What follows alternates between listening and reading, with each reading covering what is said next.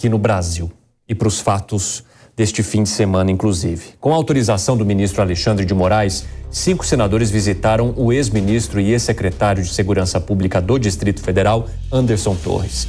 Um assunto para a repórter Luciana Verdolim, que esteve pela manhã no batalhão da Polícia Militar em Brasília e chega com as informações. Quais foram as condições, Verdolim, estabelecidas pelo STF para que esse encontro pudesse acontecer? Seja muito bem-vindo, é um prazer falar contigo. Boa noite, Cine, boa noite a todos. Olha, foi autorizada a visita, mas com uma série de condições. Foram proibidos, por exemplo, todos os equipamentos eletrônicos. Não foi permitida a entrada com celular, gravador, computador.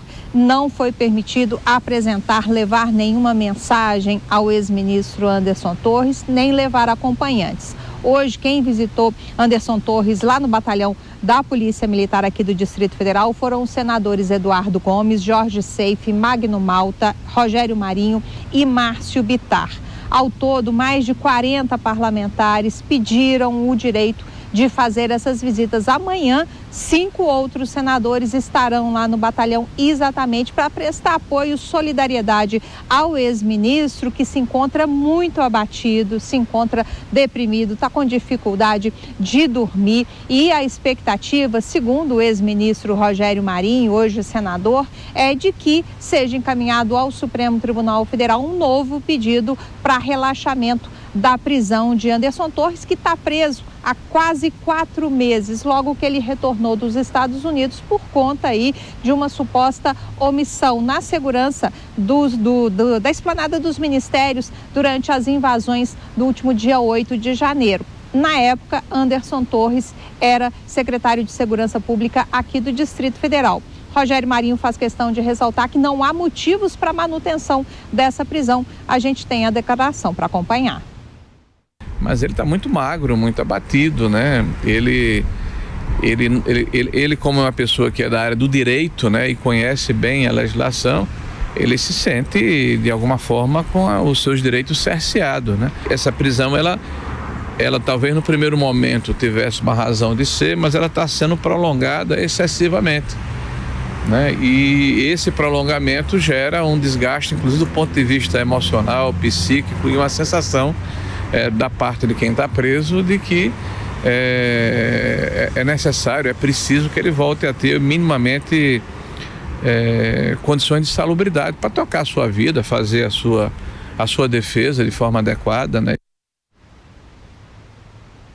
O senador Jorge Seife diz que o grupo não está pedindo nada ilegal, não, pedindo apenas que seja levada em consideração a chamada presunção de inocência. Ele não tem nenhuma condenação, tem endereço fixo, por isso não há por que mantê-lo preso lá no batalhão da Polícia Militar como ele está desde então. O senador Magno Malta fez questão de lembrar que mais da metade dos senadores defendem a necessidade desse relaxamento da prisão, já pediram para visitar Anderson Torres, por isso essa questão deixou de ser individual dos parlamentares, passou a ser do Senado Federal. A gente também tem a declaração do senador. Já são 4 meses de uma prisão onde ele não sabe qual crime que ele cometeu, né? Então, se o processo legal é observado nos seus detalhes dentro do ordenamento jurídico nacional, certamente ele não estaria aí. Não só ele, como tantas outras pessoas. Mas agora quem está aqui não é um senador amigo do Anderson, como meu amigo. É o meu caso, é o caso do Jorge, o caso de Bittar e do Marinho. Quem está aqui é o Senado. 43 senadores, nós somos a maioria. Então nós estamos falando aqui em nome da instituição. O Supremo Tribunal Federal, na presença, né, no ministro Alexandre de Moraes, que é o relator desse processo, ele negou essa semana, Cine, pedido de transferência do ex-ministro da Justiça para um hospital penitenciário. Ele está sendo acompanhado por uma psiquiatra, não é o primeiro pedido de liberdade negado pelo Supremo Tribunal Federal, e os senadores fizeram questão de ressaltar que um novo pedido deve ser encaminhado, levando-se em consideração que a Procuradoria-Geral da República já se posicionou contrária à manutenção da prisão de Anderson Torres, que essa semana deve prestar depoimento num outro processo que investiga aquela ação da Polícia Rodoviária Federal durante o segundo turno das eleições, em que Anderson Torres, a Polícia Rodoviária Federal, na época ele era ministro da Justiça, a Polícia Rodoviária Federal foi acusada de fazer blitz naquelas localidades, onde o presidente Lula teria maioria de votos para evitar a chegada de eleitores até o local da votação. Isso já foi negado pelo Ministério da Justiça na época, pela Polícia Rodoviária Federal, mas é motivo de investigação. Expectativa é de que Anderson Torres preste depoimento na segunda. Muito obrigado, Luciana Verdolim, pelas informações. Sobre isso, eu quero então conversar com o nosso comentarista neste fim de semana, Adriano Cerqueira. Cerqueira, seja muito bem-vindo. É um prazer dividir aqui a tela contigo. Eu quero trazer esses vários fatos que envolvem o ex-ministro Anderson Torres, né? Parece que ele está no meio de uma avalanche desde o início dessa prisão.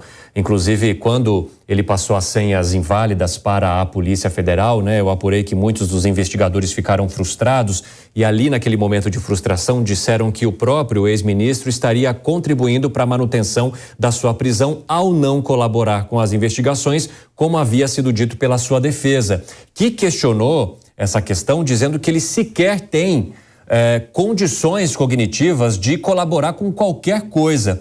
Eu queria entender de você como é que você enxerga essa prisão que já dura 4 meses e também as alegações que foram feitas pelos senadores que o visitaram hoje, dizendo que não haveria motivo, que ele não oferece nenhum tipo de risco à apuração para assegurar uma manutenção de sua prisão. Boa noite. Boa noite, Evandro. Boa noite a todos que estão acompanhando, né, pela Jovem Pan. É sempre um grande, né, participar aí da programação.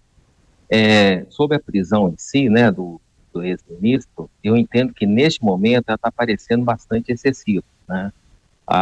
Ele, desde o primeiro momento, ele demonstrou boa vontade, ele estava no exterior viajando, ele retornou para o Brasil, se apresentou, foi preso, né? Ele apresenta todas as condições de uma pessoa que ainda não é condenada e, portanto, a presunção de inocência tem que ser levada em consideração, que vai colaborar com a justiça.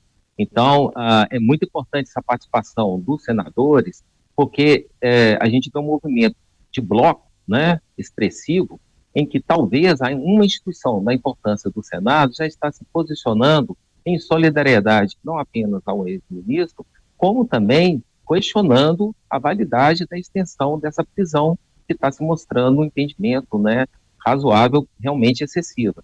Então, eu acho que o momento para o relaxamento, né, para deixar ele em melhores condições, até para poder colaborar com a justiça, já chegou há algum tempo e vamos aguardar, né, o que o STF vai decidir a esse respeito. Cerqueira, a gente está falando também de 2 casos. Uma investigação que apura se houve qualquer tipo de tentativa do ex-ministro de pôr dificuldades para os eleitores de Lula no nordeste do país, com aquelas operações que foram realizadas pela Polícia Rodoviária Federal no pleito, e também a questão do 8 de janeiro, né? Se ele teria sido omisso ou se de fato, de alguma forma, contribuiu para que os manifestantes entrassem na sede dos 3 poderes. De que forma que você vê essas 2 acusações? Uma seria, ou poderia trazer consequências maiores para o ex-ministro, no teu ponto de vista, ou ambas necessitam de uma preocupação grande por parte da defesa dele? A primeira, né, essa acusação de ter dificultado, né, a vinda de eleitores que seriam mais favoráveis a Lula, o contexto dela é uma ação da Polícia Rodoviária Federal de coibir a prática de compra de votos e transporte ilegal de eleitores que muitas vezes recebem recursos para o voto. Então, em nome, né, da lisura eleitoral, ações desse tipo não só podem acontecer, como deve acontecer, né? Então, se houve ou não um excesso desse tipo, a investigação deve acontecer, mas a ideia em si da operação é louvável no meu entendimento. Venda de votos é uma prática criminosa e a Polícia Rodoviária e a Polícia Rodoviária Federal, evidentemente, não podem ser omissas em relação a esse ponto. Ou seja, ele não foi omisso nesse ponto e pode sofrer alguma consequência legal por isso. E aí a gente entra em 8 de janeiro. 8 de janeiro, a acusação é exatamente de omissão. né, que ele não teria tomado as devidas atitudes, né, para poder evitar que aquelas cenas lamentáveis de depredação de patrimônio acontecessem. Só que a gente sabe que outras autoridades já foram, de uma forma até mais evidente, pegas, né, numa suposta omissão em relação à segurança, principalmente, né, do Palácio Planalto, no dia 8 de janeiro, e não estão presas, não aconteceram nada em relação a isso. Eu acho que a defesa, pelo que ela informa, ainda tem uma certa dificuldade de saber exatamente a extensão das denúncias feitas, mas, de qualquer modo, não é uma situação muito tranquila para ele, porque há um componente político, no meu entendimento, por trás dessas denúncias e desses processos de investigação. E aí, né, a gente sabe que a interpretação se torna, muitas vezes, muito mais ampla, e aí o arbítrio, né, o juízo pessoal, em especial do juiz, acaba tendo um grande peso. Isso, sim, pode ser um elemento de preocupação para a defesa do ex-ministro Anderson Torres. Cerqueira, muito obrigado por enquanto. A gente vai conversar bastante ao longo dessa edição ainda. Até já. E olha,